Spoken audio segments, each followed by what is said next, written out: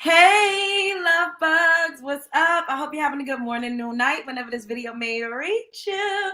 Do your girl a favor and hit that subscribe button and click that notification bell so you can get that thing whenever I upload a new video.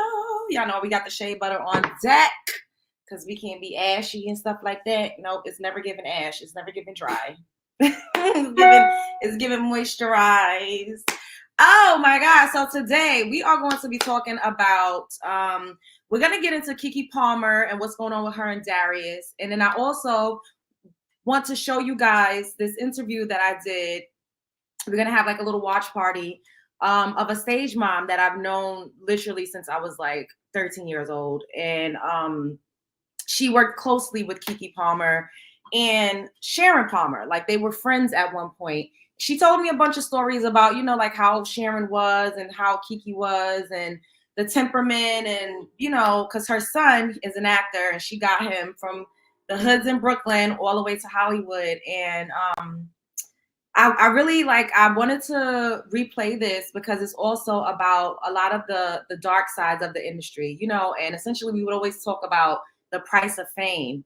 And she dropped so many jewels, and I just feel like I needed to revisit this with y'all. But before we got into it, I wanted to talk about, you know, the allegations against Kiki Palmer coming out. Basically, text messages saying that she was the one that was aggressive and physically assaulting Darius. And judging by the context of the messages and what she actually said, I'm not going to say that she probably has not put her hands on him. But I also know that when you are being gaslit and when you are manipulated by a predator or an abuser, then oftentimes you blame yourself, even if you are being reactionary to their abuse and to what it is that they're doing to you. And I'm not saying that it's okay for anybody to put their hands on anybody, but I really do feel like I've been in situations with people that were not savory and I reacted or I probably went off. And even if things got physical, I wasn't the initial aggressor in the situation. So I still am going to continue to give Kiki Palmer some grace.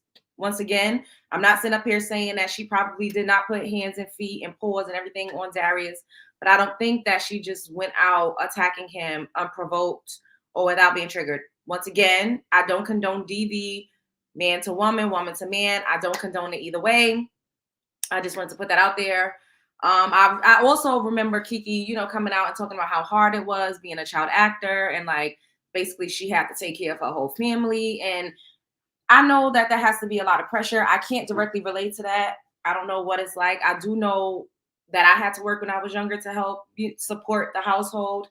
And you know, when you are a child and you gotta pay bills, it don't never give fun. It don't never give, you know, you get to have a normal childhood when you have adult responsibilities. Even us, you know, that lived in the real world and we had to help our parents pay bills, if we had to help raise our younger siblings, that is still pieces of your childhood being taken away from you, so to speak. And I just think that we need to give Kiki some grace. Once again, I'm not condoning it. I don't need nobody getting up here saying, oh, whoop-de-woo. I'm not condoning it. I'm not. But I do know I've been in spaces where I felt like I needed to apologize when I didn't start whatever altercation happened. I just merely finished it. And it's like when you poke the bear and you're the mal-tempered one, when you finally explode, it's like, oh, this bitch, she's crazy, she's this and that. And we don't get the backstory of why I actually finally went there. Not saying that it's okay. Anyways, roll call. What's up, love bugs? Come on over, baby. Come on over, love bugs. What's going on? It's Abby. Thank you, baby. Hey, Alex. Hey, Dion. Hey, Cynthia Tademi. Hey, Chantel. Hey, Colton. Hey, Unique. Hey, Norris Tony. How you doing? What's going on? Tanita, make sure y'all paying the entry fee to my house. Y'all already know how we do it over here. Hit the like button on your way in. Don't play with me. Play with your mama. And if you're not subscribed, make sure you subscribe to my channel. All right? Click them notification bells. Support. And thank you for all of you guys who have sent in some donations. I do appreciate you. Yes, hit the like button on your way in, pay the entry fee on your way into my house. So I look marvelous. Thank you, baby. So what we're about to do is head on over to my Instagram. And I used to do a segment called Straight Like That. It was an IGTV series that I had started. And, you know, I interviewed people that I knew, my friends, and we did this, and we're going to play it. And yeah, we're about to have us a cute little watch party. Once again, she was a stage mom. She managed her son. He did a number of projects. You'll see. I'm going to show you guys. Hey, the diva. What's up, baby girl? How y'all doing? I miss y'all. The last couple times I seen y'all, I was lit the hell out, but it's all right. It's all right. We human. Be human. This time of the year don't be the best for me. My granny passed away December 21st. So, and I had some other crazy things happen to me around this time of the year. So it's not always the most fun time for me, but I got y'all and we in the building. We here. I'm here with y'all. We in it to win it. Okay. Shouts out to Hey Love Jones. So that's me at the top. I mean, clearly y'all know what I look like. And that's Gigi the Star Maker. To Gigi the Star Maker. Hey. She is everything. And she literally is. Oh, it buffers, but don't mind it. She literally was like a stage coach, an acting coach, a role manager, a talent scout, a writer. She's just everything. A nurturer. She will read you and get you together. Okay. Oh, cool. Oh, cool.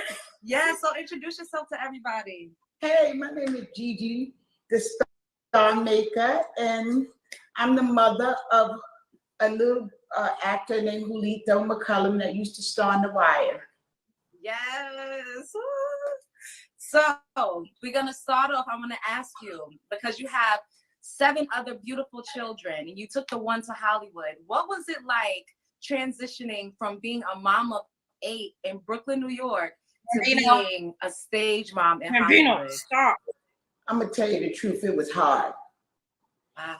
Because pretty much when we came in the business, it was totally different from this. Even reality wasn't really a thing back then. And pretty much he just was a person that I was just a mother giving talent shows, and people seeing him and they would always say, put him in something. So every day he would be discovered, you know, and he went from modeling for the Nick, modeling for Wilhelmina, to he started off as a dancer. Yeah. Because he always wanted to be like a Bow Wow, but he really couldn't rap. So we couldn't get with that. We couldn't get with that. Okay? We could not get with the rap thing. So what we did was he started dancing, and actually he used to dance with 2 teams. One was Alicia Key people, which were and another one was Untouchable Shorties. And of course everybody used to always ask me, well, what is she gonna do? I'm like, okay, we doing this. Okay, we doing it. It wasn't much, but around in the city, he was pretty much dancing. And then we went from that to, we even went on tour with Alicia Key. I will. But we have this, so we're gonna watch this. You guys have not seen this, so y'all gonna watch this right now, okay? Okay.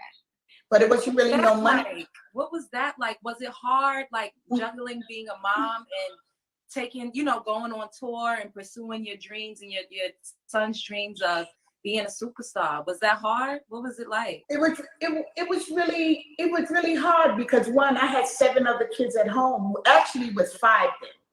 So I had to juggle pretty much going away, paying for babysitters, and then I also had to pretty much gather up money because I was a struggling mother, just recently separated from my husband, and I didn't know what to do with those kids. And I was tired of him because he kept just jumping around my house like he ain't had no sense. So, so I'm telling you, he was jumping around the place. So I just decided, once he went from the dance, he got discovered by the Knicks from his dance class. He used to go to Broadway Dance Center. and his teacher was affiliated. I've mentioned BDC to you guys before. I used to take a couple classes at BDC when I actually was like dancing and stuff. I don't know if I can do choreography now. I done told y'all, I don't know. Once I get back on somebody's stage, I might give y'all Summer Walker. I might can walk back and forth a little bit. I don't know. With the New York Knicks, so he started dancing with the Knicks. So now it was even harder because now outside of him doing the regular shows and talent shows on the street, he had a professional paying job where we had to be there at least 3 to 4 days for the week. And then on the weekends, we had all the games because he worked for the WNBA and the NBA. And then Spike Lee had always been at the game. So every week, Spike Lee always had his first row seat, and he pretty much discovered him. So her son was discovered by Spike Lee at a Knicks game. And I went from a dance mom to Wow. now he's, you know, he got his first gig. He did a show, a little small role, you know, on a show called Hack on CBS. And then Spike Lee, when he discovered him, he discovered him for a pilot called Miracle Boys. And Miracle Boys was written by a wonderful lady called Jacqueline Woodson. Wow. She was award-winning, a Coretta Scott King Award, and he did the pilot. But the thing about the pilot, when they picked it up, he had to re-audition for the role that he helped him get the money to get it. Really? Wait, so but he was already in the pilot. He was acting, and he had to actually did the pilot. A pilot is something what they do to shop. Yeah. To the network. So when the network picked, I saw the pilot for that. It was really good. Picked it up, he had to they wanted to get a whole new actor. So all three of the guys, yes. So what was it like when situations of like that happened? Like, because him being a child, how did you deal with him maybe not getting a role, or, you know, like, how did you keep his spirits up? Because you're still his mother at the end of the day, you know? So it had to be, was it hard to see your child go through that? It was harder than me. It was actually more harder for me because I had to take out time, money to go to these auditions. But he loved it. He pretty much, every time he would not get a role, he said, "Mom, that's okay, I get another one." So with him, he never did take it that serious because to him it was just playing. He just always and getting paid for it. So when he didn't, so when he re-auditioned for the role, and the Miracle Boys was a great production because it was filmed by 7 of the main Black directors. That's amazing. And it's so funny because it was Spike Lee, Nima Barnett, it was Ernest Dickinson, the one that did Juice. Everybody had an episode in it. Wasn't one of the characters, because I saw that pilot, the characters from Juice was in it, right? One of the characters? Actually, it wasn't Juice. No. He was from The Corner. He was from a show called The Corner. Okay. And when he got the pilot, also LeVar Burton, which he was beautiful. And it was so funny because I was scared one day, right?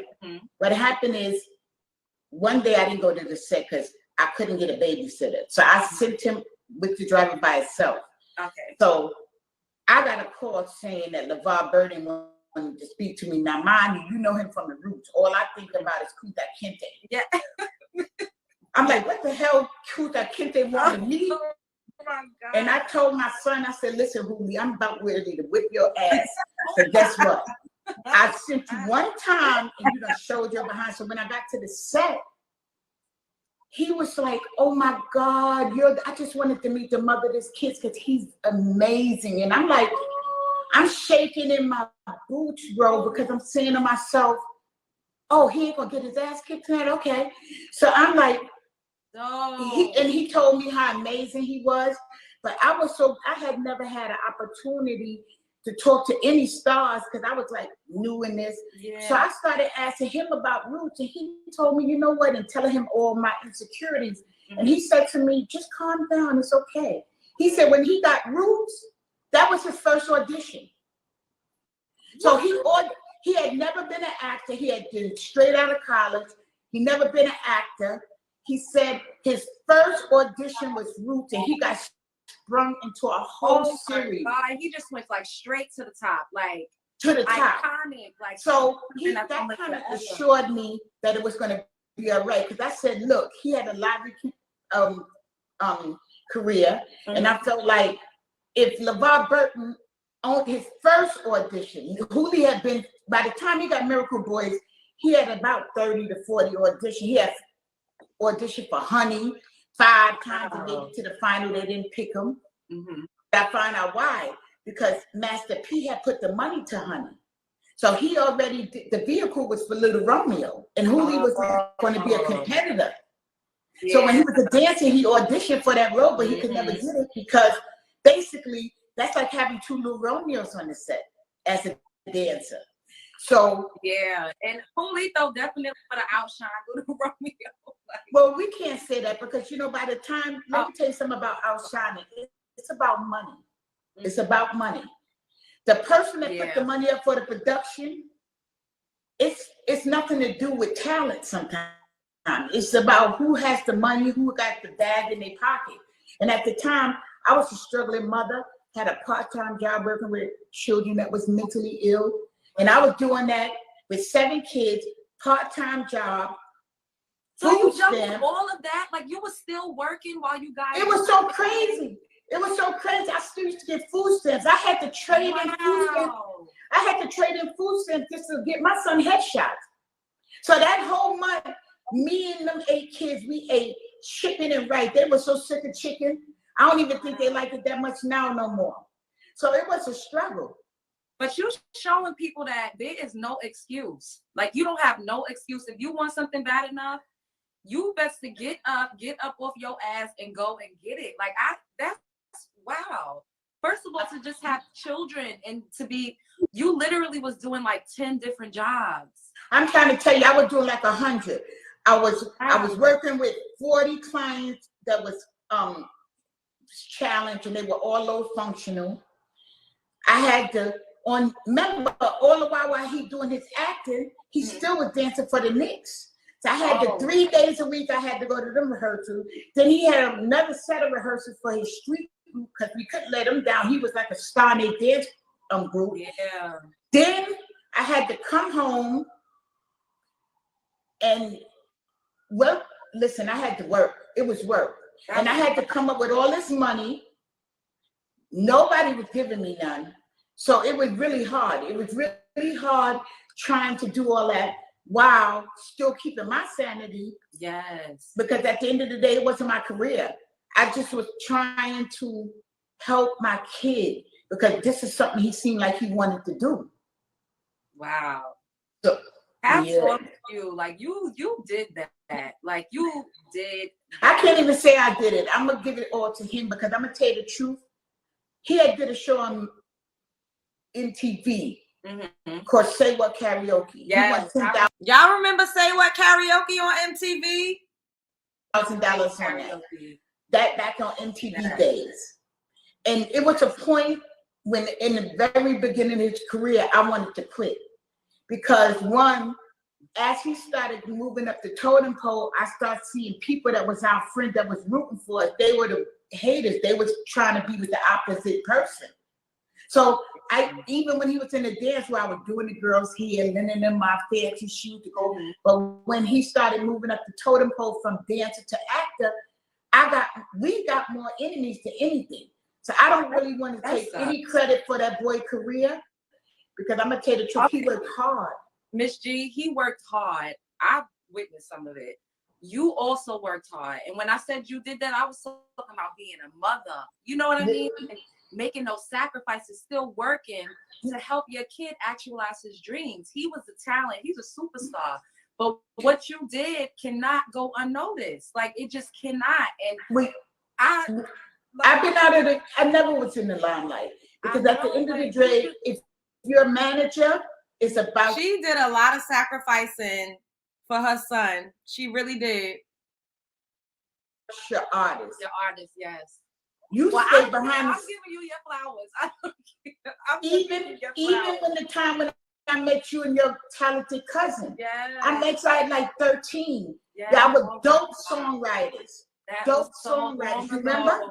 Yeah. And the reason why I loved y'all because after Jermaine Dupri had lost Bow Wow, they had Jermaine Dupri and Janet Jackson came to my son's dance studio called Broadway Dance. Was this at BDC? Yes, Broadway Dance Center. That's how I knew Jermaine Dupri and Janet was messing with each other, because actually, Aaliyah, they came with Aaliyah. Do you remember Aaliyah, the one that did Rock the Boat? What was that choreographer? I think her name was Fatima, the choreographer. Right, Fatima came to Broadway Dance, and my son was grooving out in her class. Jermaine Dupri and Janet are good friends. They came here, and when he seen my son, he wanted him. And I'm gonna tell you the truth. My son wanted to be another Bow Wow so bad. That was his one chance. Wow. He could not write music, and that's when I met you and your cousin. Yeah. Your cousin and you could write. Y'all were 12 years old. I couldn't tell you at the time, well, if y'all write for Julito. Y'all see, I ain't new to this. I'm true to this. They be trying to come for me like I'm some bitch out the motherfucking sewer. Like I ain't been around these motherfucking streets. We back on it. We in it to win it. I'm back outside, bitches. I'm back outside. It was going to Jermaine Dupri because one, y'all had to get permission from your family. Yeah. And I know it was so much fun working creatively together. You know, it was just and listen, enjoyed it. And let me tell you something, but the thing about it is I knew all your parents had full-time jobs. I had an overnight job and other kids. So when I met you, I actually want you to be a songwriter because I always knew you were such a dope writer and such a dope artist. Thank you. So even at 13, I seen something in you too that was like, oh my God, she's a star. It's just that, you know, sometimes stars have their time when they shine. Yeah. And everybody have their time. You know what I'm saying? And you just can't let that time pass you because you only get one opportunity to make a first impression. That's true. That is you know what I'm saying? So, you know, I can't take no credit for that because at the end of the day, these artists that's out here and they grinding hard, they doing the damn thing. Yeah, that is true. Even if you have a support system like a manager, you still are the talent and you're the one in the lights. You're in the studios. You're in front of the cameras. The manager is very important and instrumental, but the artist is key to everything you do in the entertainment business. Without the artist, it will be no managers.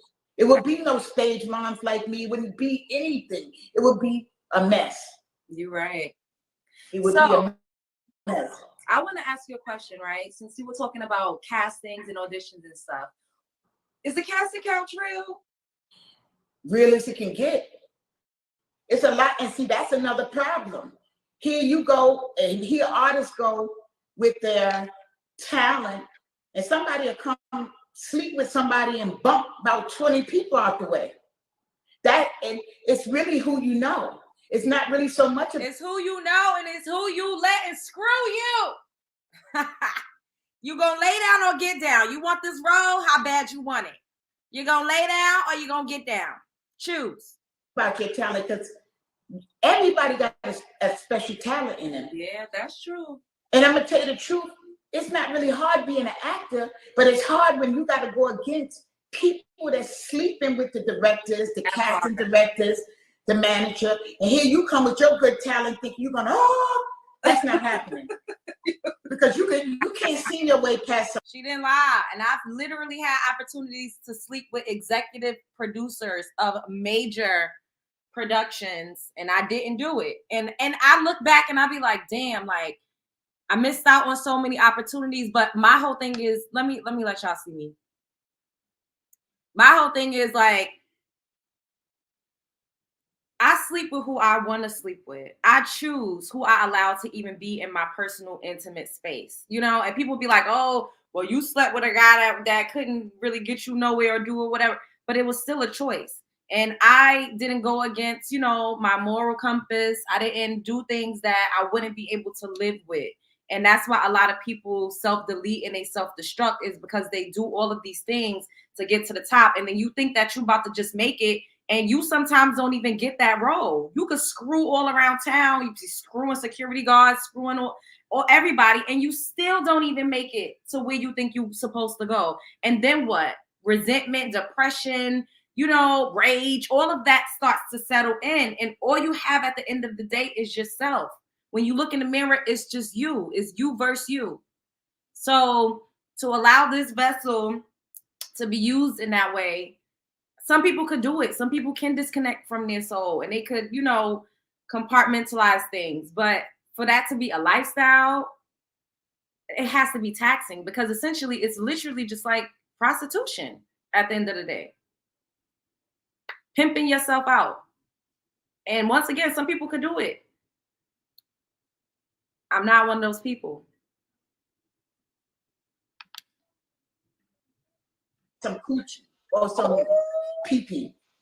You can't sing your way past it. And the casting couch is realer than ever. And see, the reason why I say this, and I want really people to keep hope, because if you're not a person that put out, then it's very hard. It's even harder, because most of those women either piggyback, or men either piggyback off of somebody else's talent. Remember, it's only one spot. It's not 20 spots. Mm-hmm. It's not really 20 spots for artists. It's only one spot. So if a person feel like, okay, I could sleep with him and get there, or I could sleep with her, and I even see some men that were straight in that business, and when the opportunity came, they immediately became gay because they wanted a role. Gay for pay. And she told me some names, y'all. I've known this lady basically my whole life. She told me names of people. I'm not going to disclose that to y'all right now, but a lot of the actors and people that you see, they've switched it up. They code switch real good when it comes to get into the bag, climbing up the ladder. If you got to be gay for pay or gay for play, they do it. And they don't even give a fuck. Yes, like, comment, subscribe. I don't care if it's 2 of y'all up in here watching. Hit the fucking like button. Get us up in this algorithm. They really do code switch, y'all. Actors, young actors that y'all have seen in big budget movies slept with a man. And this is why I always tell y'all that they love to pick up creatives, young creatives that's broke, busted, and disgusted, that have no family, that's in a foster care system, that's homeless, that's living in their car, sleeping in their car. Because when you are in that type of situation, you are willing to do anything. And if you're willing to do anything to get out of that situation, you're willing to do anything so that you don't have to go back. And you become a slave. You become a slave at the end of the day. You become a slave. That part, I don't care. You don't believe in gay for pay. So what you think, Norris? You think that you just gay, period, and you just using the excuse of money as to why you're acting on like the natural urge that you would have to be with a man? Is that what you think? Good, we love you. Facts. My grandma died December 27th. Got the call December. So a lot of us are having winter blues around this time because we're mourning lost ones. Yeah, that's what it is. All right, let's finish. So people are literally like switching sexuality. Yes, they switch lanes all the time. Wow. They've been AC-doocy in that business. 95%, at least 75%, I ain't gonna say 95% of the people go both ways.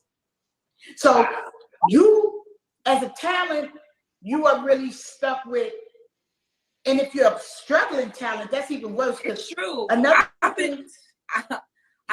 thing, when I was with my son traveling, I was the only poor, I call myself really one that didn't have money. A lot of people in that business, before they came up, they had famous family members. Nepotism. Their families were involved. They just made one call, hello, can I get Ro in? Sure, Ro could come in. So the truth be told, that business is a business that is old money, new money. And if the people ain't got money, that's why a lot of the people around because they got to bypass all these money people to not get to the top. And mind you, once you're there, you got to try to find a way to stay there. She's right, because a lot of people do have nepotism. A lot of these artists, a lot of the actors and actresses that we see, they're related to somebody. They are. They have family that's producers, like Jordan Woods. Her family, they were producers with Will Smith, and that's how she linked with the Kardashians, and that's how she became, you know, the influencer that she is. Sanaa Lathan, her father was a producer. Angelina Jolie, her father was a big actor. Robin Thicke, his father was a big actor. His mom was a singer. Like a lot of these, Tracy Ellis Ross, Diana Ross is her mom. A lot of the actresses and actors that we see, 9 times out of 10, I won't say 9, I would say a good 7.5 times out of 10, they're born into it. It's a lineage, it's a family line. It's not just they just was discovered walking down the street. Like, no, it's like how we see all of the little kids now, like Blue Ivy, Northwest, like we're seeing them grow up. You know, when they get older, I mean, their parents are legendary, but when they get older and they start to make a name for themselves and their parents aren't active, then people probably won't even realize or recognize that they come from that, you know, legacy babies, exactly. And even with Beyonce, I saw someone make a post earlier saying, you know, like we don't all have the same 24 hours as Beyonce, like because people say, oh, we all got the same 24 hours in a day, whoop-de-whoop. We don't. Beyonce has, and a person in the tweet said Beyonce has so many different working parts. She got 3 personal chefs on her staff. She got, you know, a designer, creative director, assistants, managers. It takes a whole crew of people to help Beyonce oil her machine. People like, oh, but she's been putting in work since she was 4 years old. Beyonce's family had money. Her parents were business owners.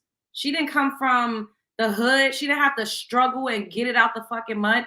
And she came from a 2-parent household, and her father was her manager. So she didn't have to be self-motivated the same way that I would have to be, because I don't have anybody that's helping me. You know what I mean? I mean, more so now, like I collaborate with people, but everything that I've ever done, I did it by myself. I didn't have anybody to call or to help me. It never gave that.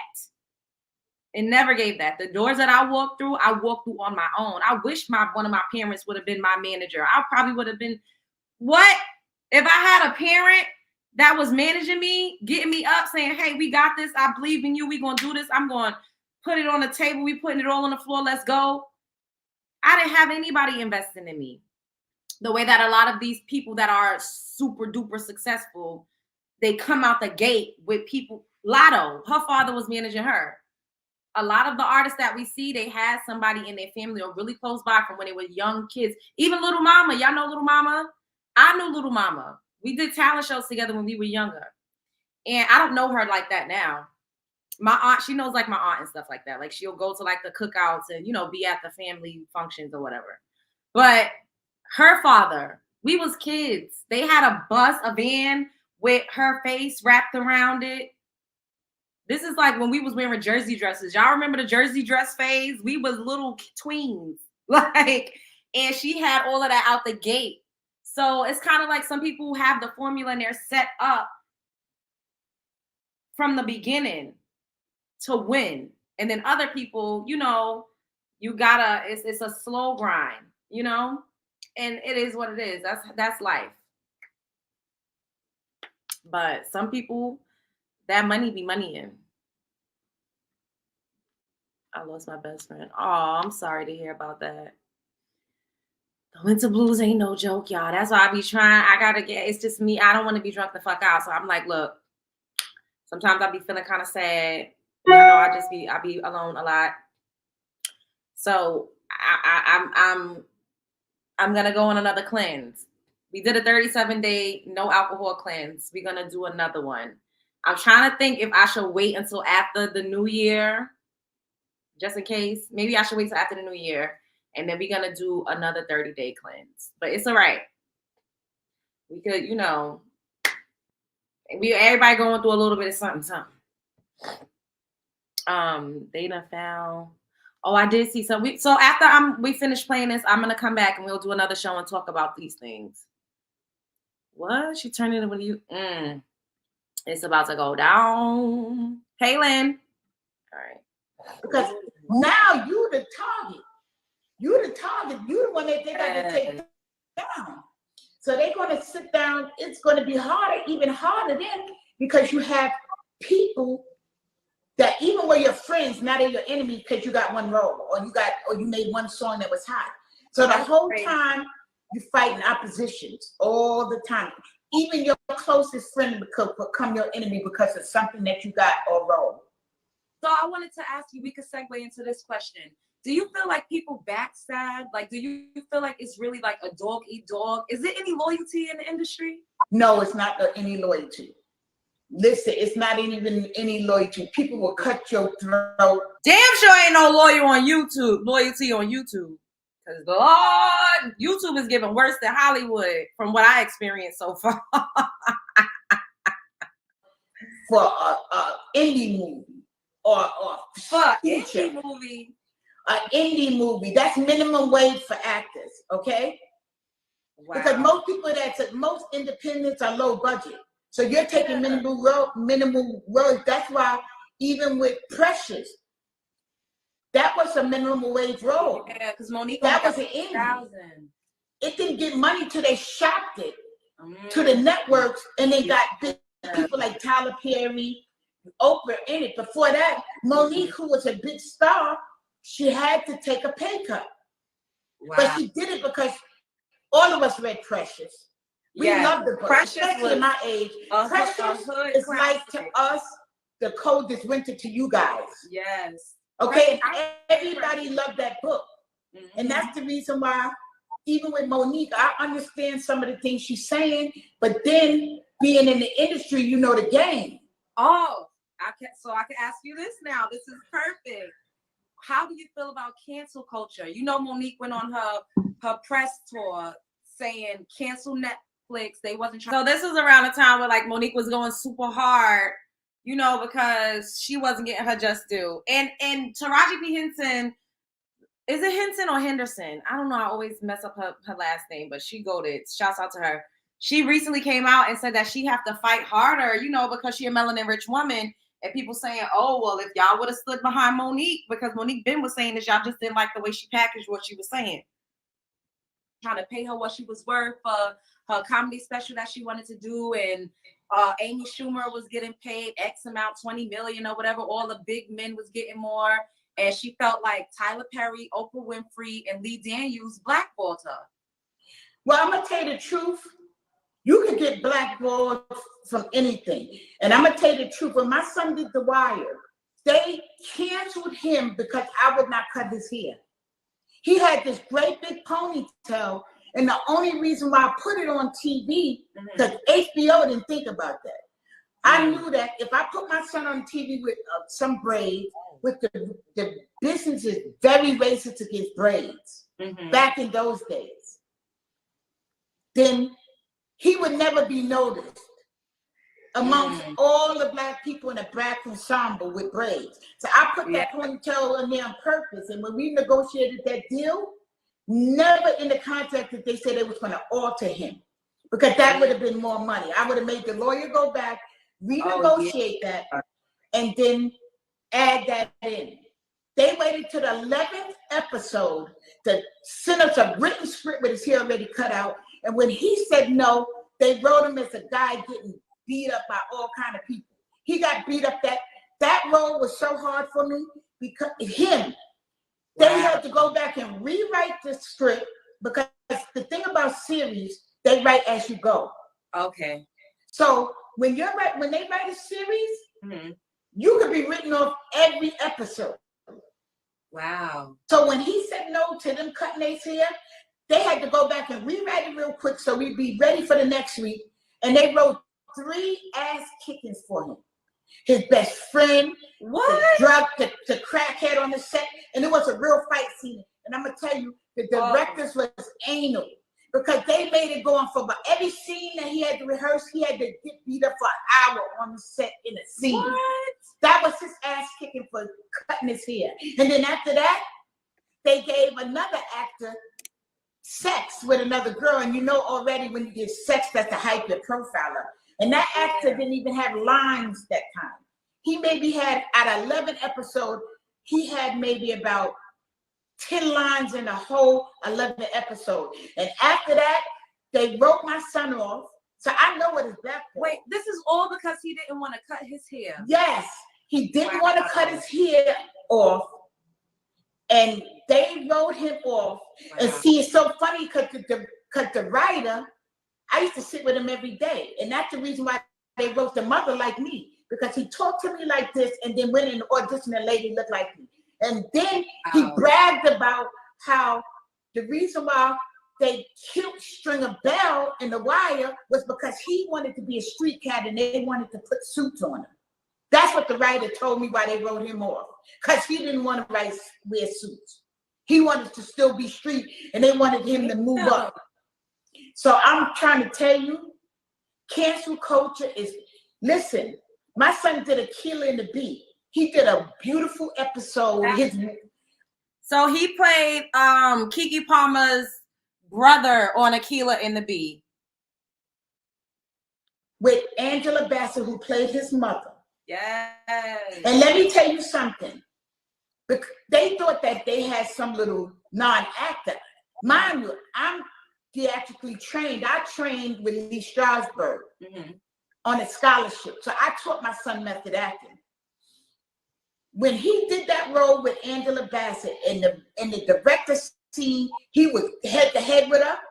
They left it on the cutting board. They left it on the cutting floor. When I seen that show, they cut the whole scene out with him and Angela Bassett had.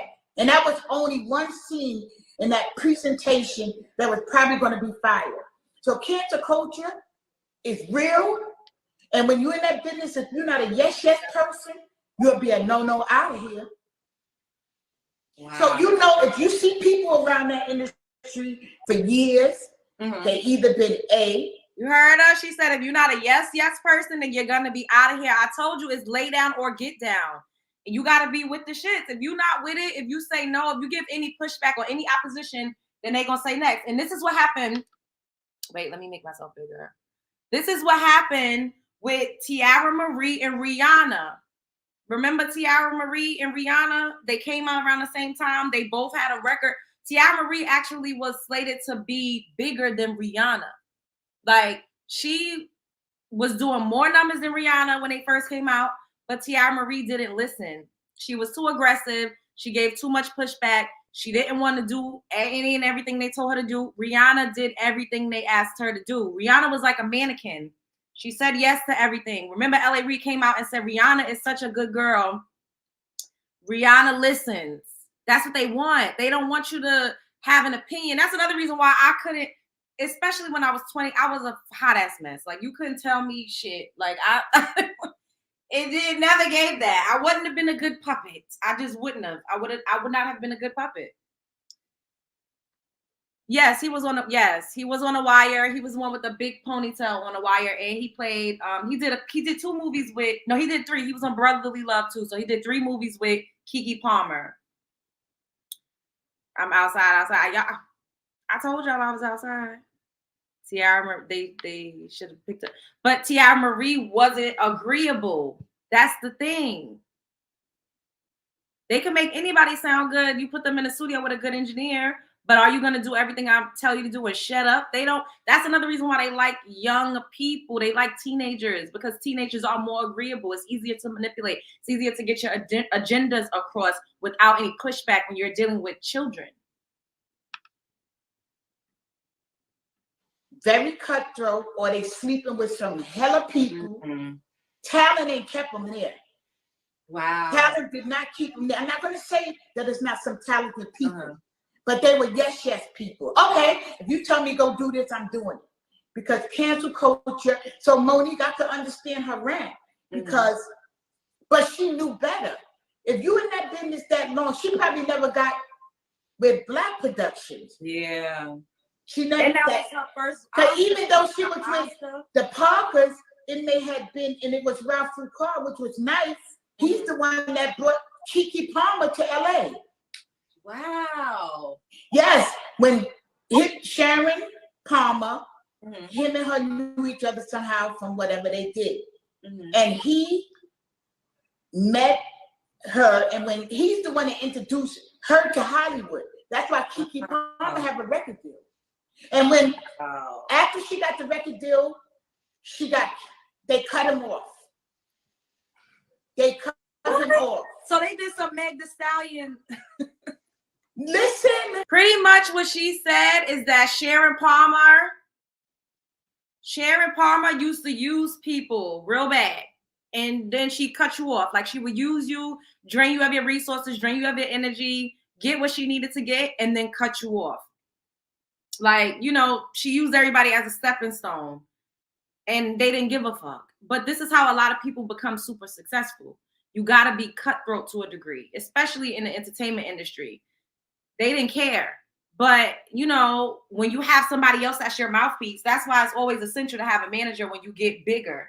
Because I struggle with that, you know, managing myself. It's like, oh, I don't want to do certain things, but you as the artist or as a creative don't want to burn the bridge. Now, if you could say my manager doesn't think that's a good idea, or my publicist doesn't think that's a good idea, or if you have somebody that's going to cuss motherfuckers like a dog in the street for you, then your feet essentially stay clean as the actual artist. Sharon was a barracuda. This is what Miss Gigi used to call Sharon, a barracuda. So that aggressiveness, her cussing Darius like a dog, that's not new. That's been her MO. Y'all heard what she said. They use somebody to help them and then cut them off. That's how it be. I won't have to lie to you about this. It ain't no Meg Thee Stallion. They all do that. A lot of the people you meet that bring you in at the bottom, that when they get up to the top, look at Cardi B with her manager. Look at so many people. Once they got, even the Migos are having problem with their managers. Yep. How about Beyonce? Let's talk about the queen bee. Yeah, she definitely. She had got, look, I'm going to tell you how cancel culture is so bad. She got that role, Dream Girl. She was the headliner. Yes. Her and Jamie Foxx, right? Yes. When she didn't win the Oscar and Jennifer Hudson did, they fired her whole company. I think she was with CAA.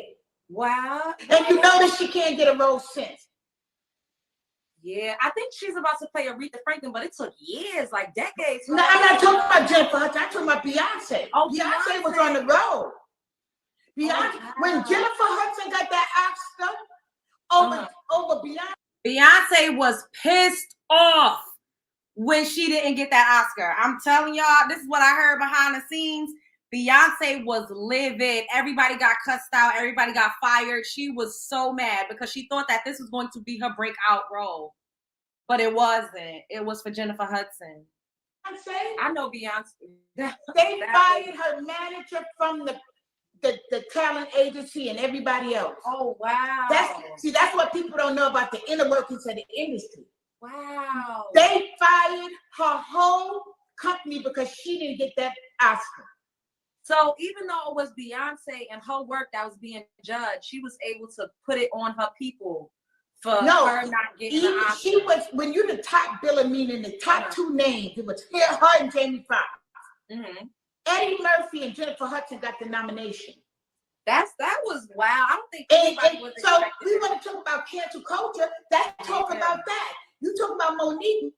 Beyonce was getting ready to be on a high after that. But what happened is Jennifer Hudson fit the main role.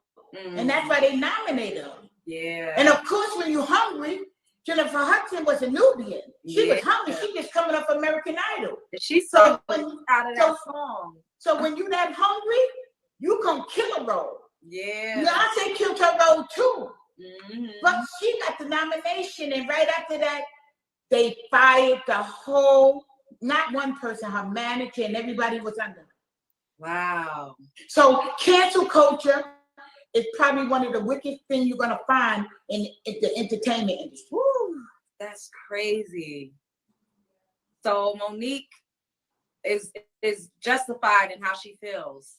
I feel like she's justified, but she's a Hollywood player. She knows you gotta play the game. And when you're dealing with our people of our color, it's bad to say, you really gotta play the game. Because if white Hollywood would do that to you, then you already know black Hollywood can make do it even worse. Oh, that sucks. So with all of the sets that you've been on and all of the people that you've come across, who would you say had the best vibe, and who would you say had the worst vibe as far as celebrities go? Well, I'm gonna tell you, it's a man named William H. Mason. He was an Oscar winner. Okay. My son and Kiki Palmer. That's the guy that played the father on Shameless. Y'all remember y'all know the TV show Shameless? We all seen Shameless. I think it was on Showtime, and it was like the ghetto, like white family that was like white trash. We all seen Shameless. So the father that played on Shameless, that's who William H. Macy is. Did the World Cat with him. Wait, is he the guy from Shameless? See, I've never seen that because it seemed like after my son's career, I haven't watched TV in about 10 years, so I don't even know. Wow. Yeah, I think that's him from Shameless. But William H. Macy, he was the best. He was nice to us. He put us up in the best top-rated hotels. That's so dope. That month we did in Canada with him was beautiful. Wow. And the worst, the person that really hurt my feelings was Angela Bassett. Because when we was Bassett, really? She's really not as nice as she is. I'm not going to say that she's not nice, but we did a month in Cali on that set of Akilah and the Bee, and she walked around with security and then talked to nobody on the set. She sat away. We on the set already secured. She sat to the side or in her trailer and got her food sit there. She was really a person that made my heart melt because I love Angela Bassett. I know Angela Bassett was Tina Turner, like she. Yes, but I'm gonna tell you the truth. Michael Jackson. She's really an introvert. She really not. When you see on TV and at the awards, she's one way, but when you. Yep, you know who else I heard who act like that? Toni Braxton. I heard from a couple of people, producers, writers, my ex, that Toni Braxton would come ducking in the studios like somebody gave a fuck. Like, ma'am, it's not giving Beyonce. We love you, Toni. We love you. But it's not giving that. Nobody gives a fuck. Like, check. And who I personally experienced that was a bitch, K. Michelle. Ugh. Nasty energy, nasty vibe. I don't give a fuck. And I don't care. Because I know the internet live forever. And we're going to keep going up. We're going to get bigger. And K. Michelle, you hear me saying this, you was a nasty piece of work. Your energy was not given, sis. It wasn't.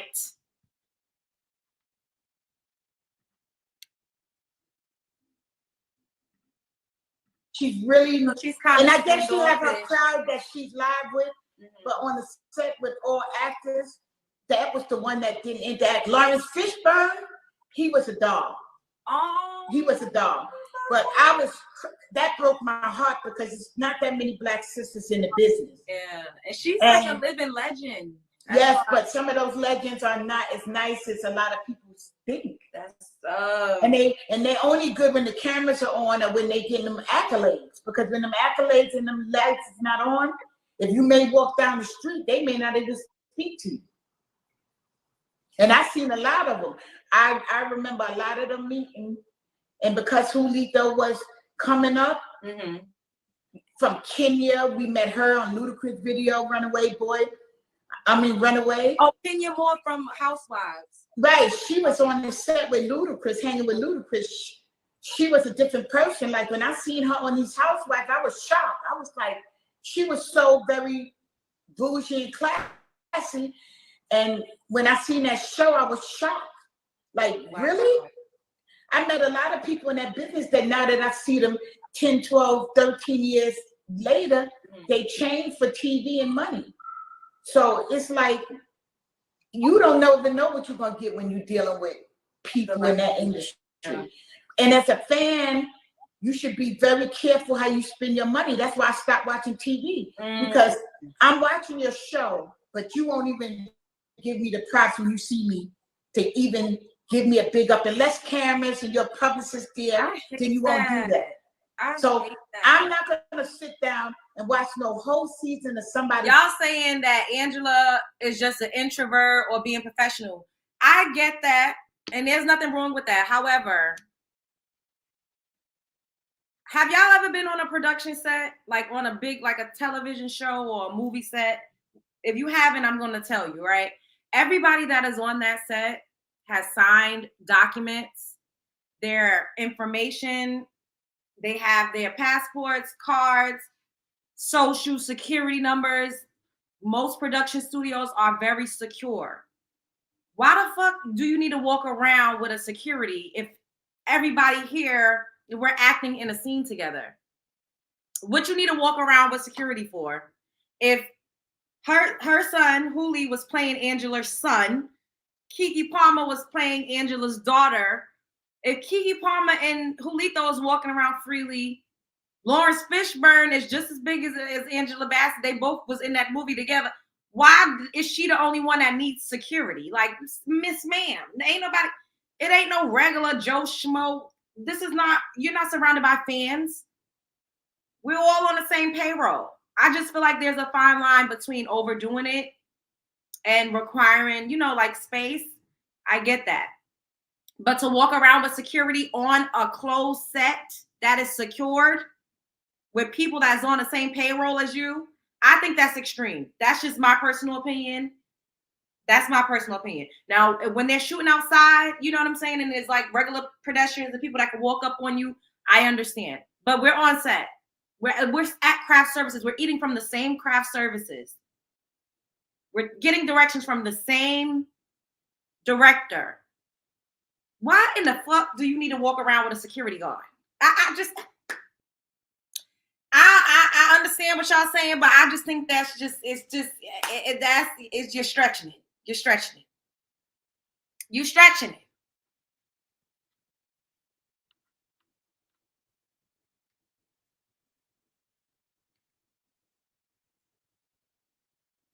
Jody, I get that, but we're not talking about a fan encounter. She was on a production set, a movie set with a big budget, with millions of dollars worth of equipment. We're not just talking about an encounter with a fan. I know someone else that worked at a shop that sold like fragrances, and Angela Bassett came in and they said that she was kind and friendly. Of course. But when you're on a set, once again, a closed set, why do you need to walk around with a security guard? Girl, Beyonce don't even act like that. Like, come on. I love that look on you. Thank you, boo.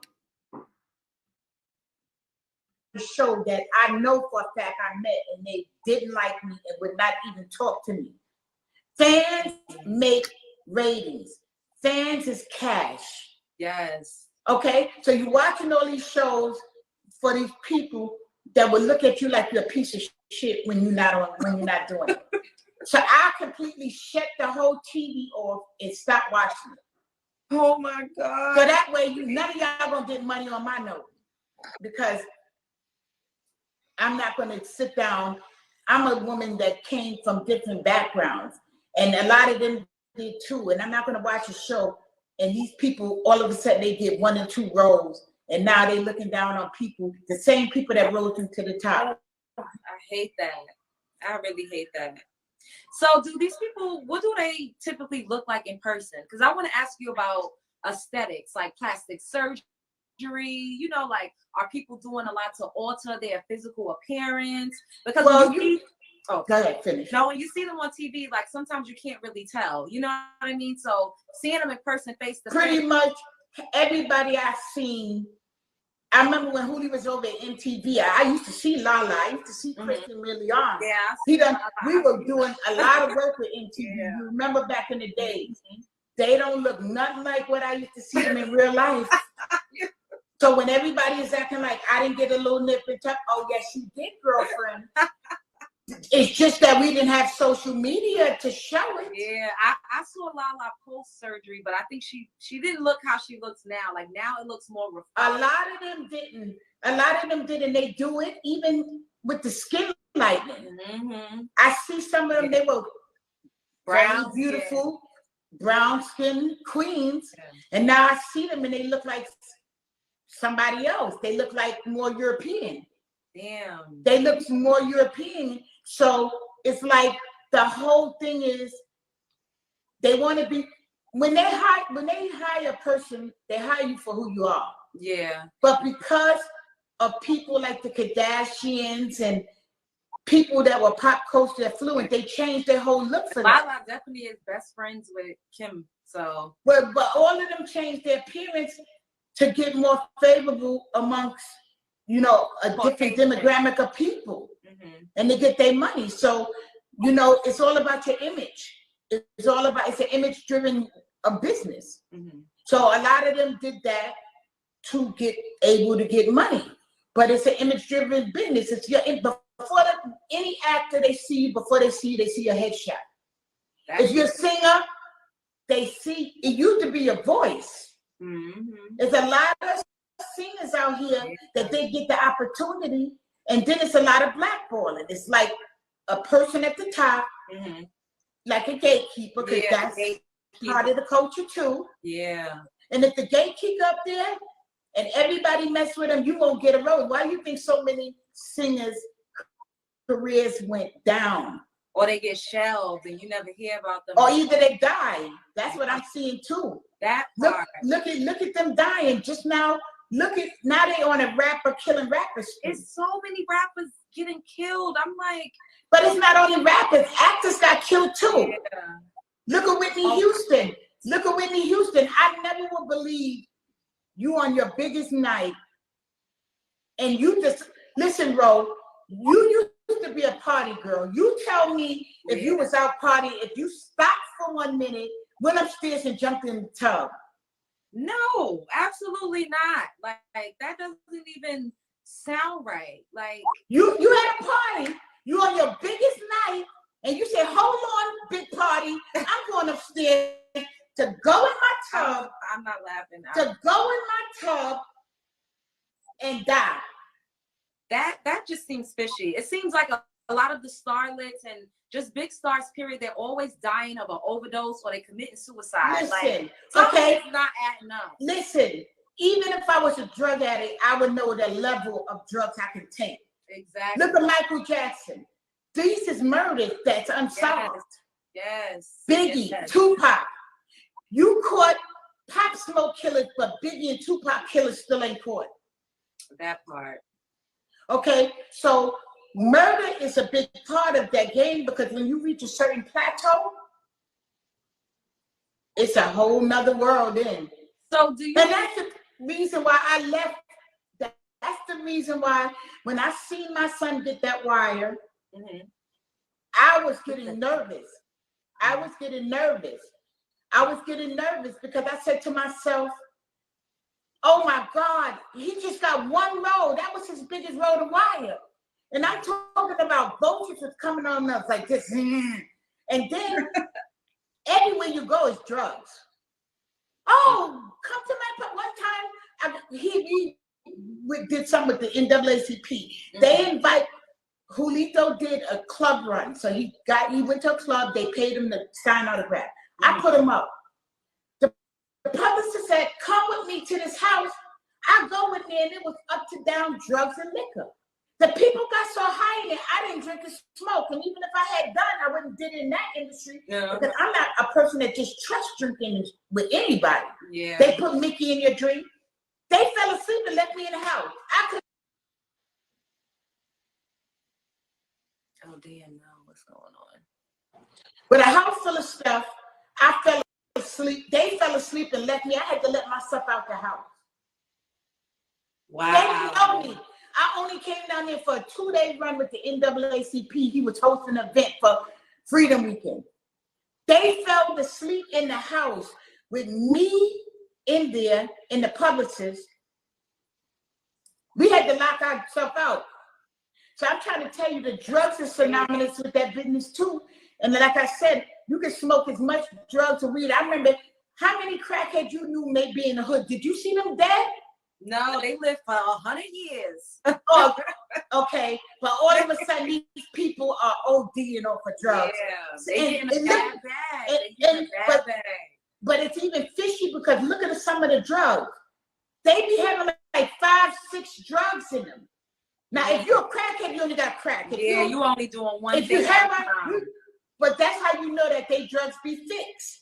Because Every one of their autopsy had at least 5 to 6 drugs in it. Yeah. Even Michael, he on all these 22 drugs. Prince, you're gonna tell me about murder? This is murder, straight murder, straight murder. And I'm not scared to say it, because if you come at me, listen, you get ready to get the business, because before I was anything, I was a street girl. But I'm keeping it really straight murder. Straight murder that they're doing to these people. And you know what's so hard about it? The families don't fight it. You're not going to tell me. That's why when my son was in the business, I told my son, don't you ever take nothing from nobody, period. And me, I was never a get high or drinker. Mm-hmm. Especially back then. I didn't even smoke weed or anything back then. But when I used to go to them fancy dinners, they invite me trying to get me to sign contracts I don't want. They say, oh, Miss Gigi, you're not drinking. I said, no, I don't drink. Mm. Because you're not going to get me high or put something in my thing and no, you're not. Mm. And I warned my son too. You better not drink nothing and you better be quiet, because one thing about this, even with bloggers, half of the people that's telling all these stars businesses, the stylist, the hairdresser, because you're sitting there comfortable with these people, telling them your business, and they selling your information to bloggers. The main people that tell people business is the stylists. Mm-hmm. Oh, talk about stylists. You remember when they killed Julito's stylist, Sadia? Oh, and threw her off the roof? Tell me about that. Oh, yes. This girl was a lovely girl that I met in 3 different locations. I met at the BET Hip Hop Awards. I met her again at LRG party. She started styling my son. She started styling pro athletes. Mm-hmm. At the time, she was styling Pac-Man Jones. The night that they got in that shootout, I was supposed to be there, but our plane didn't make it to Vegas. Wow. Yes. And the next thing I know, the trial went on, and all of a sudden, she thrown off a roof. That's very I just spoke to the girl 3 days before that murder, and she told me she was good. She was styling another football player that was dating Megan Good. And the next thing I see in the news, and at the time I lived out of town, because I had landed from New York by that time. Mm-hmm. I abandoned my son's career because I said at 14, if they doing this now, I'm scared. And I moved out of town. And I see in the town I am, which they don't talk about nothing, New York, that this girl got thrown off the roof. Now you're going to tell me, first, she wasn't the type going on nobody's roof for no project. That girl had been styling stars for years. My son Mooley was the first actor. She got thrown off the roof, mysteriously. So that business, all the glam and glitz, but it's a dark side behind it, including witchcraft. A lot of them deal with that. Yes. I mean, the things that I've seen, and I ain't scared, because I would fuck up Illuminati. You got me fucked up. You got me fucked up. I would beat the shit out of Illuminati. I don't give a hell about nothing that nobody got to say. Nobody got to say. I ain't scared of none of them. I just know that I didn't want my gangster to come out and mess up my son's career, which his son, he kind of got blackballed. That's why people say whatever happened to him after that Wire show, and my son turned down a few roles like all my children. He was pretty much blackballed. People want to know what happened to him. He was blackballed. And then they took his nemesis and started sending him on the roads. Wow. And stopped sending my son on the roads. So my son got depressed and he gained weight. I would too. You doing this since you about 9 years old? You're doing this for 9 years old and you get blackballed by 14. Come on. Damn. So So he did do a couple movies after that. Like I said, he was in Brotherly Love, and he was in a couple other movies. I've seen him on some shows. I can't remember everything, but throughout the years, you know, we've known each other forever, so you keep up with people. But he hasn't gotten a big role like The Wire since. Yeah, that part. So I don't know. The reason why you didn't see me in so many years, because I had to go back, because the inner street girl in me was about ready to come out. The inner, because And I said to myself, you know what? This is not worth it. And I decided to take a time out with the other 7 kids and raise them. Because I neglected my 7 kids running with one. And he got blackballed before he was even 15.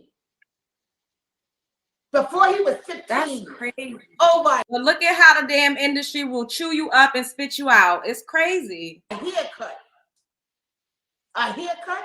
Wow. My son been working in that hot sun, in them hot lights, in rain. We went to Canada for a month. He working in snow. Then they brought the snow machine to bring more snow in with the wool cat. And he gets blackballed because he didn't cut his hair. Wow. So it's a lot. I see people running in the business. They want to be there. Don't let the glamour goods fool you, because some of them houses are rented. Some of them Lamborghinis is rented. Preach the jewelry. Some of them outfits. Mm-hmm. You know this? Listen, me and you, we fly for real, for real. Yes. Do you have to get a stylist to get dressed? No. If you got the money, you is going to be able to go to whatever store to get. Yes. So that already lets you know they're getting free clothes and they can't even dress sometimes.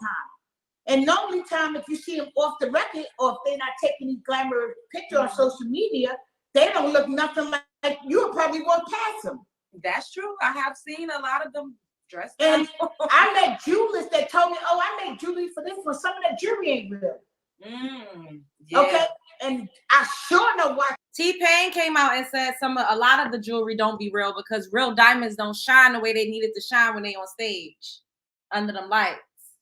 A lot of them rappers, and I know the website that they get it from. Go on Gucci and see if you see any of that Gucci stuff.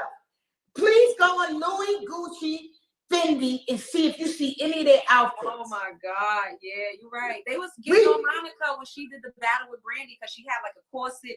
They was like, oh, you don't make that. She could have went to Dapper Dan. Dapper Dan is official now. So a lot of them go to Dapper Dan. But Dapper Dan was doing knockoff from Louis and them back in the days. In the 80s and the 70s. So Dapper Dan had the model for it. So that's custom made. But don't say it come from that brand name. Mm-hmm. She was like, oh, well, we cut up a jacket and made it. Listen, between me and you, I have done it. I have had old Gucci stuff. But that haven't, listen, I'm from the era where you done seen pictures of me with that. Yeah, I did. Listen, they didn't have no jacket that big that could make whole outfits. How about that? At them times, Gucci, Fendi, and Louis didn't even make that type of stuff. And all their jackets was for little women, half our size. European size. Thank you. They didn't go past 10 or 12. I don't even think it did 12. So we all know. Like so everybody Atlanta and everybody want to jump in. A lot of that stuff is on them websites, and they're getting custom-made stuff with the material that look like it, but it's not all the name. And I'm not hating, but I've been sitting around watching for years. No, you're right. You're right. But you see, I'm damn sure.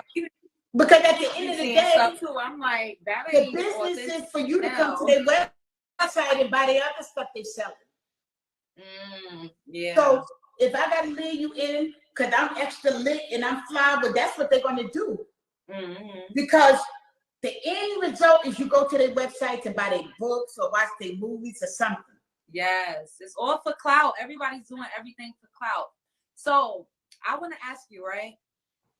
What do you think the ultimate price of fame is? Like, do people really sell their souls? And if they do, what would you consider selling your soul?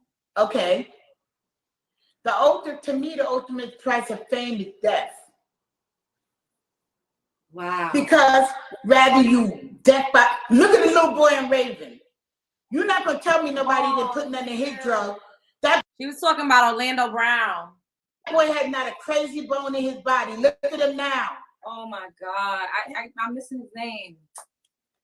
What's his name? But yes, he's so strong. Look at him, the little boy from Also Raven. Yes. Look at the one from LL Cool J. Orlando Brown. Look at him.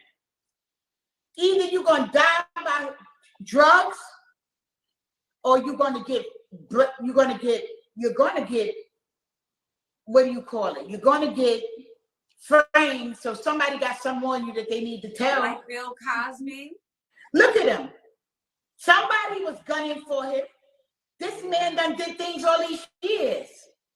Everybody who sleeping with who? The price of the R. Kelly. Yeah. Look at jail.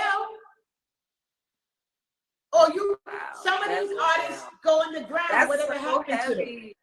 Or you get a whatever happened to you show. Some of them go off the cuff. You never hear about them again. So where are they now?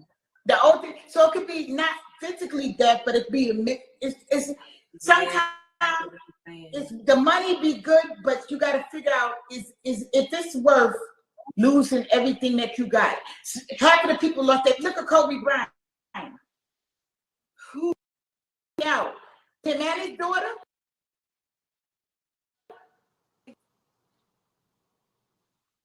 Again. Sorry, somebody was calling me. Him and his daughter.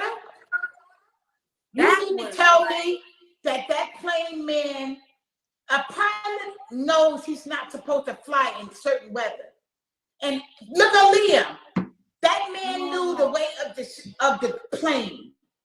But the man know the weight of the plane. You know your rules and regulations. I don't care how high you is. You know if you put 800 pounds worth of bags on a plane that can't hold it, what will happen? Right. So it's so many of our young stars, black and white. It's not even a color. But once you get to a certain pinnacle, you either got to hide or you just got to go off, because I'm going to tell you the truth. Go off the it's grid, a heavy like, price for fame. It's a heavy price for fame, bro. It's a heavy price of fame. Do you feel like people sell their souls? And if so, like, what does it mean? Like, do you literally like sign, like, I'm going to give you my soul? Or is it that you just compromise yourself so much? So whereas... Well, you already know they said that the entertainment business is the devil's playground. Yeah. So I don't know what sacrifices they do. I'm not into those theories, and I don't watch none of that craziness, which it may not be crazy. But if you ain't around a person, you don't know if they sold their soul. But it's some sacrifices you're going to have to make, rather be a family, rather be a marriage. Wow. You're going to make some sacrifices if you want to stay in that business. And you're going to lose a lot. Damn. Sleep and everything. You cannot walk the streets anymore. My kids used to get beat up. Every time my son got a role, when my other kids went to school, people used to bully them. That's terrible. That's jealousy. But the jealousy is real. It was times when I used to have to get a call from the school telling me come get my kid. So my son's show would come on Sunday. On Monday, the dean told me they couldn't even keep my kids in school because they was harassing them and they didn't know if they were going to be able to protect them after we left.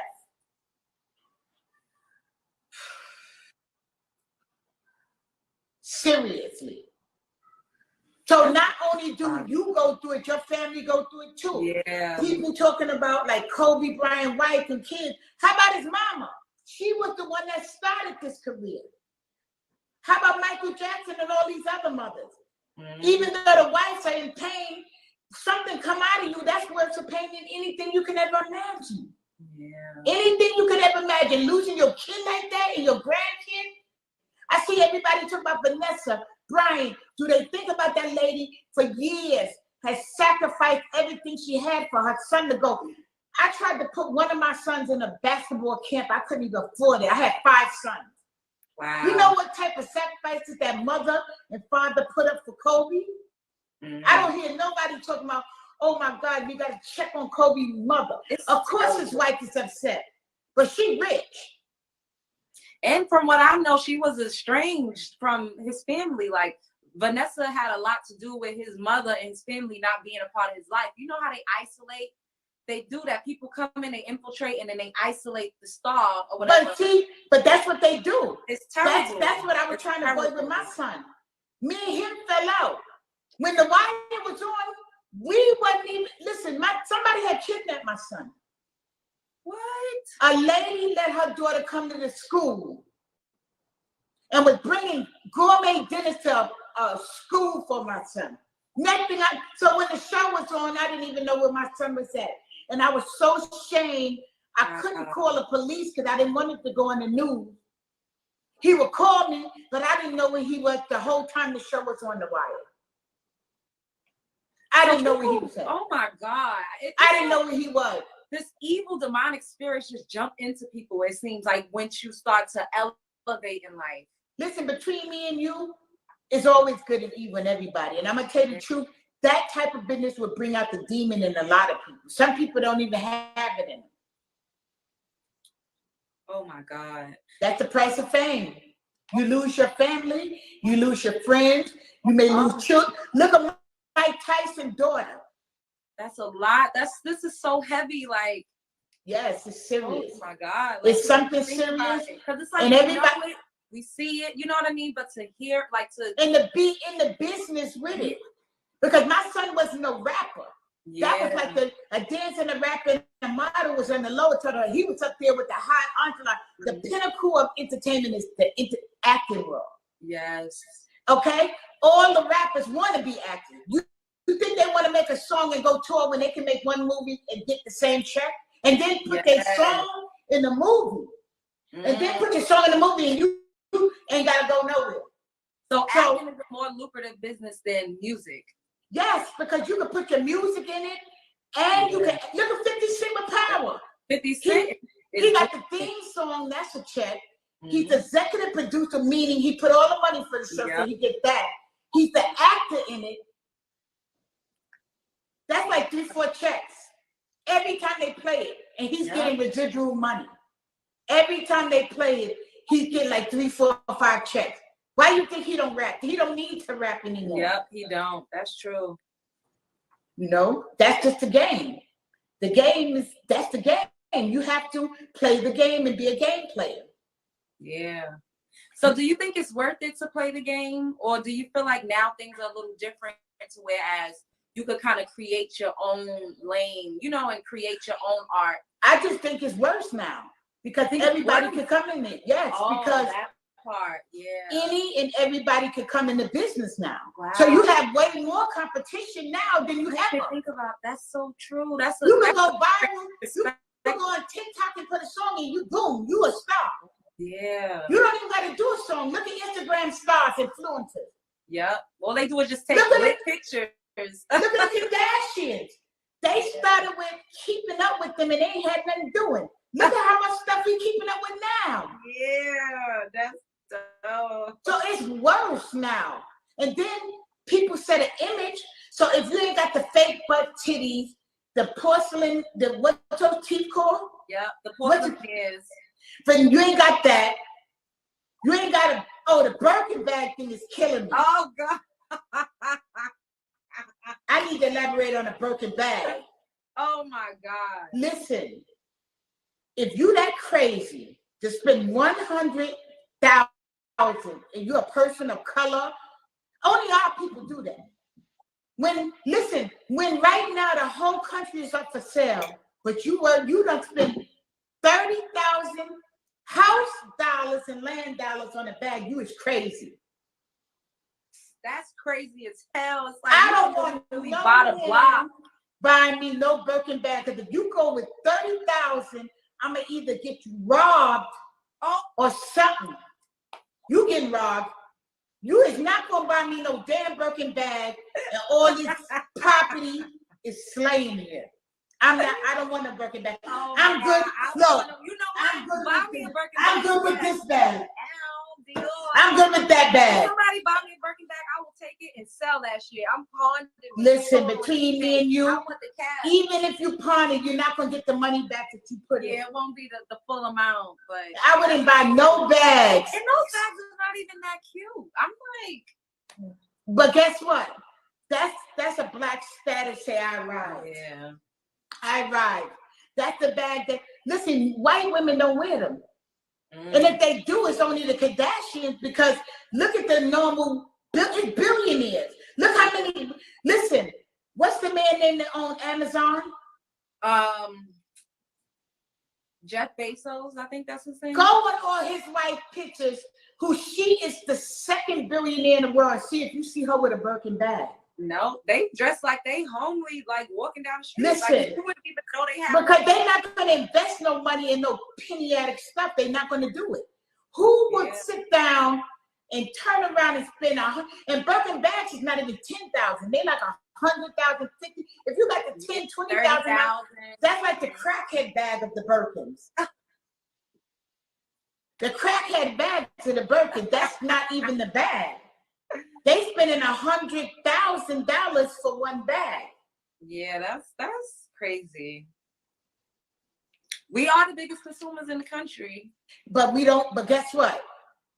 We don't put it on our people. Exactly. We're not putting it in. We're not buying black. Yep. We're not buying up banks. We're not putting those Birkin bag monies and buying banks and stuff. We're not buying no land. We ain't got our own schools. Hello. Our kids is getting taught by all type of people, just telling them what to do. Yep, I agree. You got even body positivity. I'm a big woman, but you see what the women now, you know how long it took for a big woman to get shine in the industry? Look at Kelly Price. That lady could sing. Oh, she could sing anybody out the room. That was a big, beautiful woman. Talent. Now, look at Lizzo. She twerked her way to heaven. Ass all day. Listen, they don't even care if she sing. They just want to see her twerk. You just need twerk. Listen, twerk all day. I was cracking up because I say to myself, "Oh, girl, you gonna twerk yourself straight on out of here." Because it's only, listen, you're gonna break your hip one day. You better go out there and make that music and buy you some land. Because listen, no matter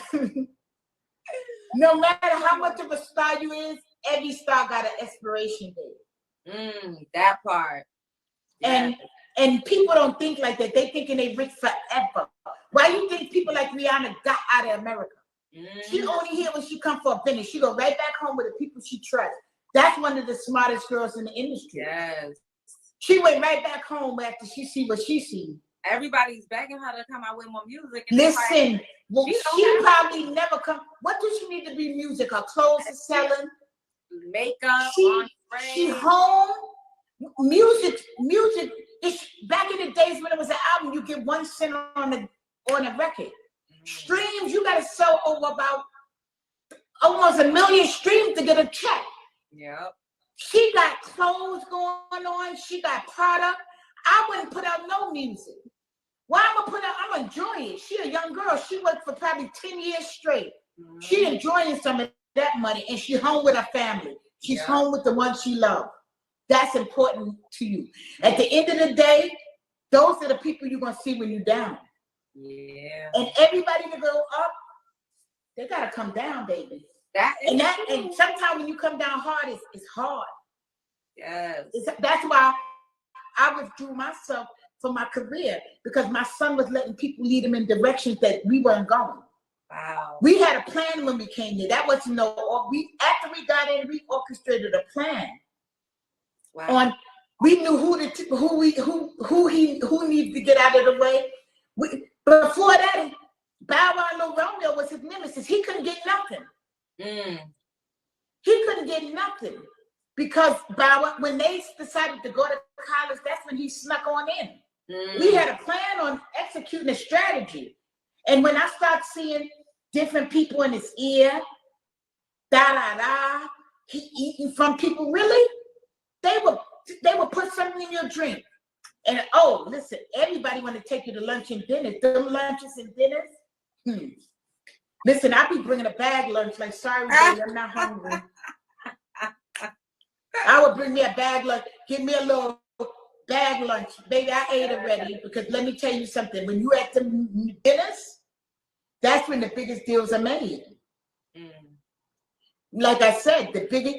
Beyonce is smart. She make you sign an NDA. Oprah does the same thing.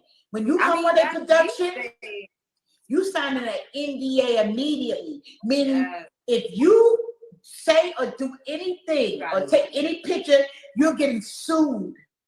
And they have options. Meaning, if you don't hurry up and write them and tell them it expire, because an NDA is only good for a certain time, and it's nothing indefinite. But people are not so smart when they sign it. They don't look at the expiration date. You can easily write the company and say, you know what, I'll delete that. Oh. But because the people that want to be around it, they sign it. They can't talk and they don't even know, okay, let me get a lawyer so that I can execute that option, because there's always an option in it that says, if you don't write us a letter saying you want it off, then it goes to the next year. Oh, wow. NDAs, you can delete that. That's why when a person hands me a contract, I look for the options and I want to see the expiration date. That's some jewels. And you got to sign it before the 10 days or it goes into the next year. Wow. You look at shocked. I'm like, what? Because I've signed the NDA like to be on the production set. You know how that go. You can't talk about. I didn't even know it. Because I ain't never signed none. I ain't signed. I don't know if it was the NDA, but I knew I signed something that basically says you can't. I guess that's basically well, HBO made us say that we can't talk about the show or the script until it come out. Exactly. Right. But that's not the same, right? But that is an NDA. Okay. But guess what? You didn't tell them at the end of the contract until what date am I good to not say nothing? Because every NDA is supposed to have the expiration date of when that's over. They can't give you a lifetime NDA. Yeah. Wow. They can't. But people don't know. They just sign it. They're not reading the small print, which you better read the small print. That's what happened. Shit, we need to get some YouTube NDAs popping, because I be seeing all types of stuff. I'm like, dang. Hey, folks got ammo. Lord, need to get these NDAs popping. All right, we're gonna watch a little bit more, and then I'm gonna get off, and I'm gonna come back on, and we're gonna talk about some other things. How y'all doing? What's up?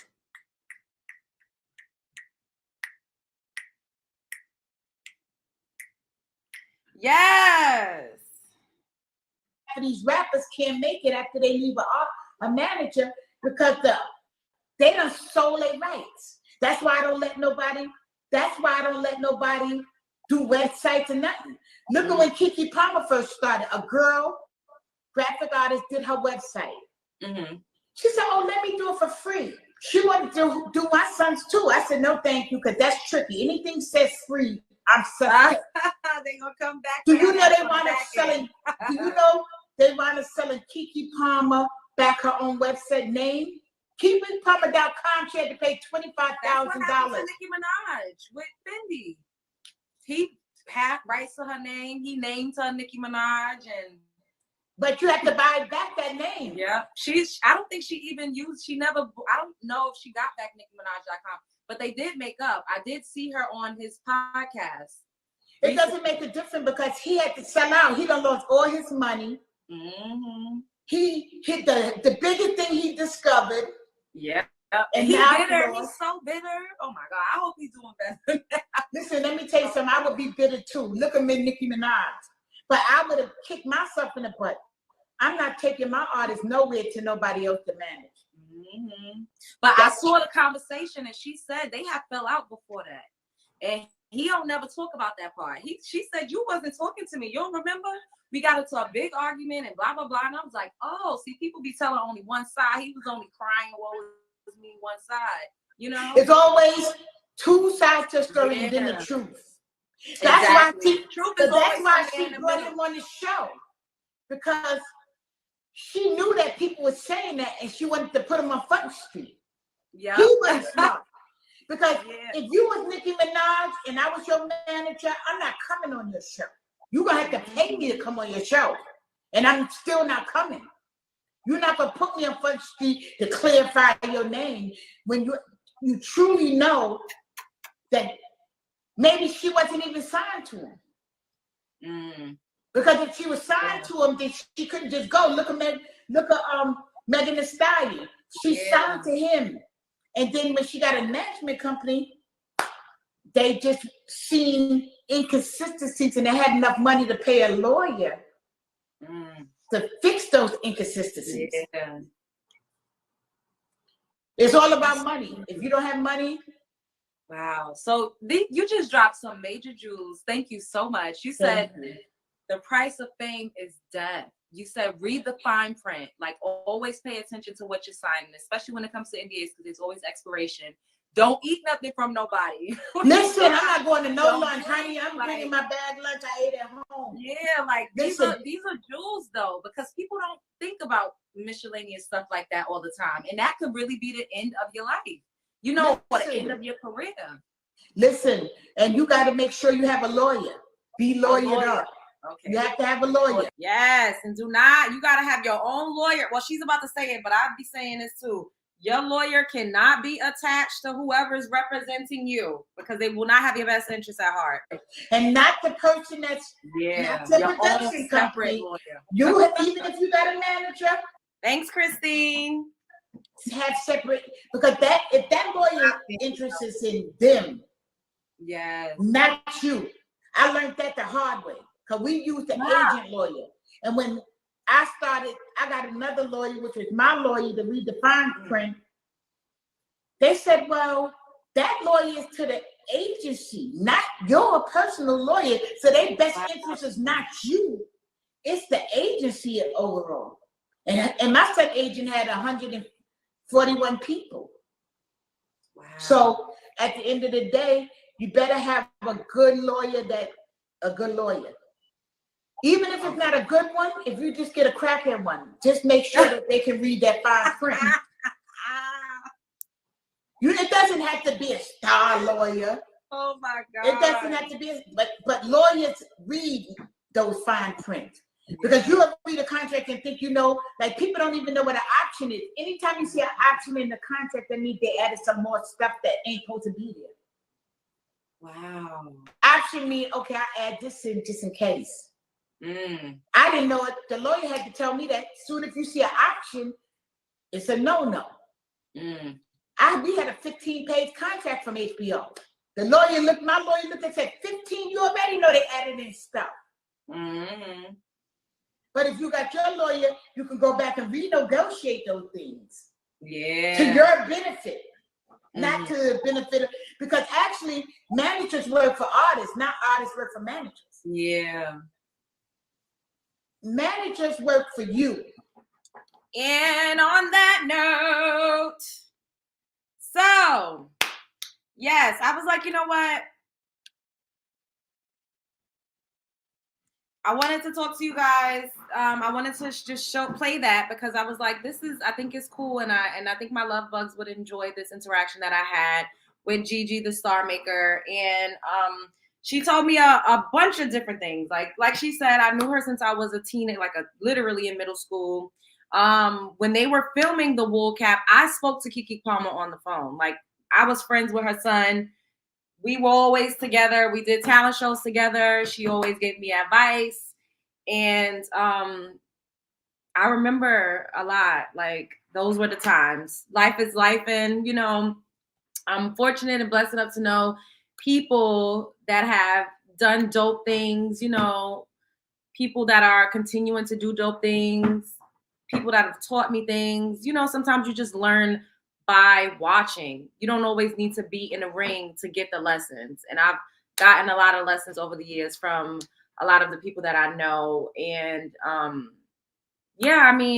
eventually I'll start doing sit downs with my friends and family here, and we could talk about their lives and what they're into. Why is this cat doing this? Because he don't do this when I'm not on here. It seems like he gets real extra. I don't know, like, is he doing it for attention? Like, do cats know? Do they pick up on the fact that you want them to sit down and stop? Bambino, stop. And then people be like, oh, put him up. When I try to grab him, sometimes he runs. I think people don't understand that. And ain't nobody got time to be chasing a cat all around. Like, I'm not doing it. Anyway, so hopefully you guys enjoyed that interaction. Her and Sharon Palmer, they worked together closely for a couple years. Once again, she said Sharon was a barracuda and that they used people and then discarded them when they didn't need them anymore. Didn't know you had a cat. Love Jones. What's his name? His name is Bambino, and I do have a cat, and he's really active. He's really active. Do Tiny's mom manage with Tamika Scott's sister situation? Is this a link? I can't click on any links in here.